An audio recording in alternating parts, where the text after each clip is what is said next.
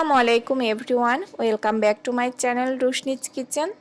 আমি আবারও হাজির হয়ে গিয়েছি নতুন একটি রেসিপি নিয়ে। আর আজ আমি বানিয়ে দেখাবো বাঙালির এই ব্রয়লার মুরগি আলু দিয়ে রান্না। এই রেসিপিটি অসম্ভব মজাদার একটি রেসিপি। আমার বাচ্চা তো যেহেতু আলু পছন্দ করে, সেহেতু আমি ব্রয়লার মুরগিটা মাঝে মধ্যে খুব অল্প মশলা দিয়ে রান্না করে দেই। তো চলে যাই মূল রেসিপিতে।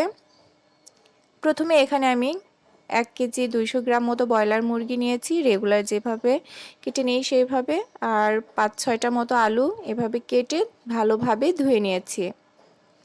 আমি গ্যাসটা অন করে দিয়েছি, কড়াইটা বসিয়ে দিয়ে দিয়েছি 1/2 কাপ মতো তেল আর 1 কাপ মতো পেঁয়াজ কুচি। পেঁয়াজ কুচিটা এবার ভালোভাবে যখন বাদামি কালার হয়ে আসবে, মশলাটা যেন লেগে না যায় সেজন্য আমি 1/2 কাপ মতো পানি দিয়ে দিচ্ছি।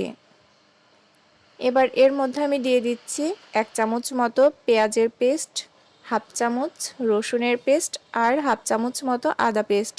আমি যেহেতু আমার বাচ্চার জন্য এই রেসিপিটা বানাচ্ছি, সেহেতু খুব অল্প মশলা দিয়ে বানিয়ে নিচ্ছি।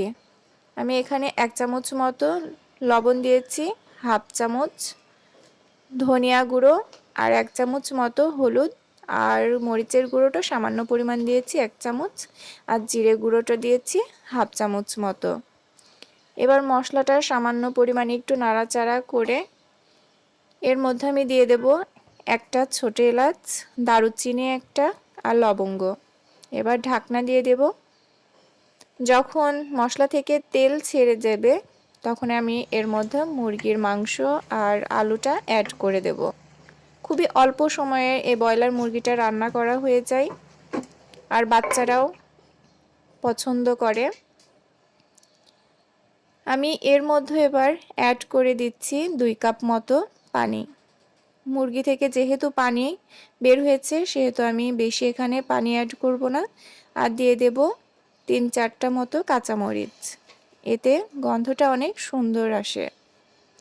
আর দিয়ে দিচ্ছি জিরা গুঁড়া 1/2 চামচ মতো। এবার ঢাকনাটা দিয়ে দেব। 20 মিনিট পর আমি চলে এসেছি। ব্যাস, আমার রান্না কিন্তু কমপ্লিট। অসম্ভব মজাদার একটি রেসিপি। আর যেহেতু আমি বলেছি এটা আমি বাচ্চার জন্য বানিয়েছি, আপনারা বাসাতে এটি ট্রাই করবেন, দেখবেন বাচ্চারা খেতে অনেক পছন্দ করবে। আমার রেসিপিটা কেমন লাগলো প্লিজ কমেন্টের মাধ্যমে জানাবেন, আর লাইক দেবেন, শেয়ার করতে একদম ভুলবেন না। আমাদের জন্য দোয়া করবেন। আপনারা সুস্থ থাকবেন, ভালো থাকবেন। আল্লাহ হাফেজ।